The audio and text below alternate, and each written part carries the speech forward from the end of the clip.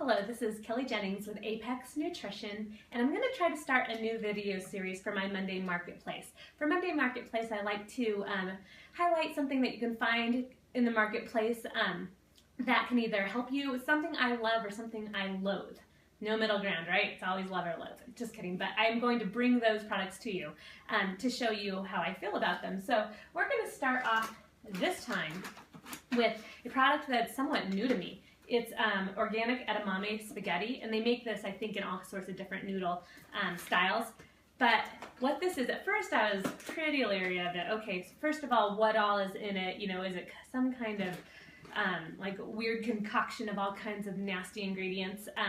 And also, like, does it taste good? Will it pass my kids' test? That sort of thing. And as you know, I go for light at night dinners. So I generally want to take out the carbs of most dinners, unless it's the night before a big training or a big race or something like that. Because that can really help you to stay lean to meet any weight goals. You don't really need carbs at night unless you have those things happening the next day because you're about to go to bed. And so to load up on carbs when your body isn't actively needing them and will store them is just not the right time to do it, in my opinion. And I have found great success with helping clients lose weight with this tactic to start, and sometimes this is the only tactic they need, is just to take most of those carbs out at dinner. So edamame or soybeans, they do have some carbs, but let me tell you what their carbs are like. Now this product, when you look at the ingredients, so that's always my first. I skip right over the nutrition label because that is manipulated. It's basically marketing at this point. The front of a box is all marketing. You can't believe anything about this, basically. They are trying to grab your attention and take your money, okay? So this is all marketing.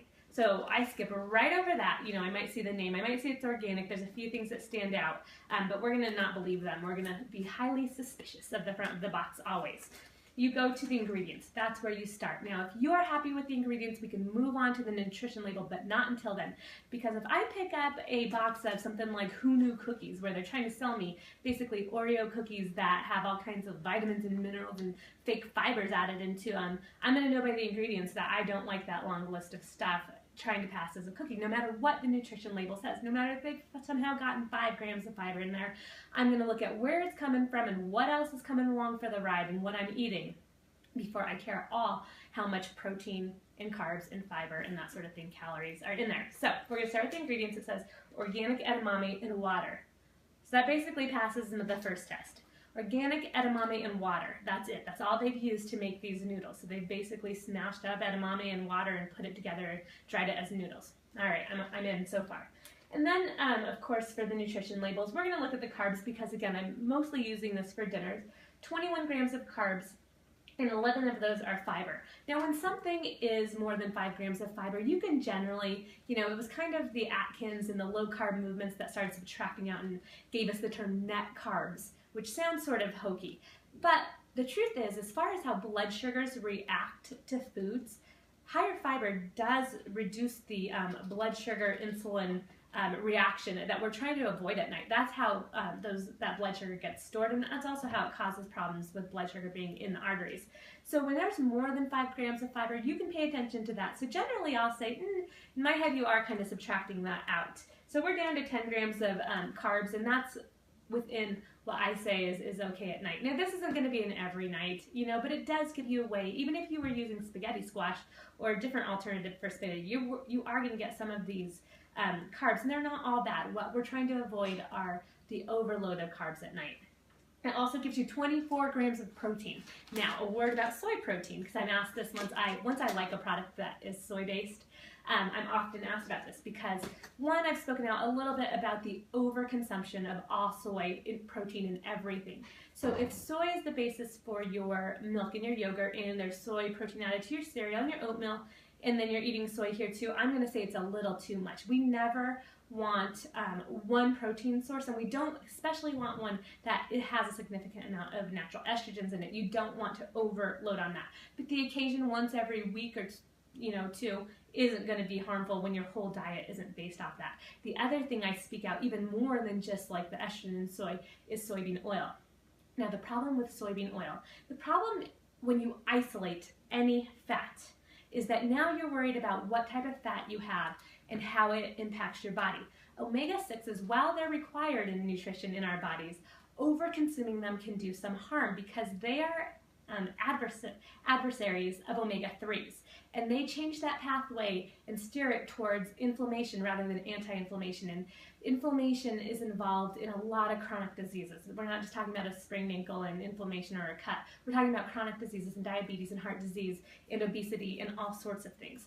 So we don't want a whole lot of soybean oil because it's one of the highest omega-6 oils and substances in our food supply. It's in everything. It is the super cheap oil that is in almost every commercial product. It's way cheaper, obviously, than something good like olive oil, and even cheaper than things like canola oil. And I will link in this, under this video, my whole post on oils and which ones to watch. But when you isolate something, you take away all the fiber that's around it, that's encapsulating it, and because those things slow it down, slow down the digestion, don't just give it to your body. When you isolate an oil and put it in you where it has free reign to be digested completely, then we're worried about it. When it is in a product, especially if these were whole edamame beans, that's even better.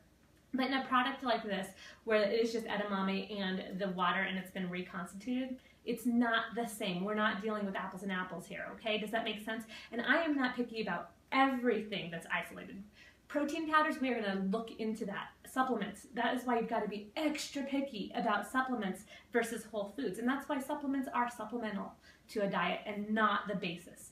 So in that same way, all oils we are going to scrutinize and decide only a few really are acceptable to me, and soybean is definitely not one. But that does not discount that we can use edamame noodles. So the third test, we've skipped the marketing, we've looked at the ingredients, then we've decided if it's appropriate for me in my philosophy for dinner or not. And then the third is when I've served it, my kids devour this. And it's no surprise to me because they love edamame.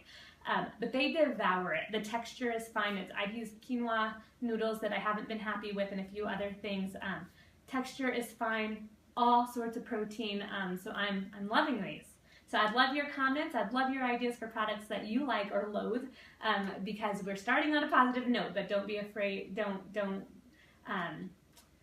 be surprised when my fangs come out for some of those products that I absolutely just makes me mad about their marketing and advertising for what kind of junk they're giving us. So that's where we're starting, and I hope you've enjoyed this. Take care.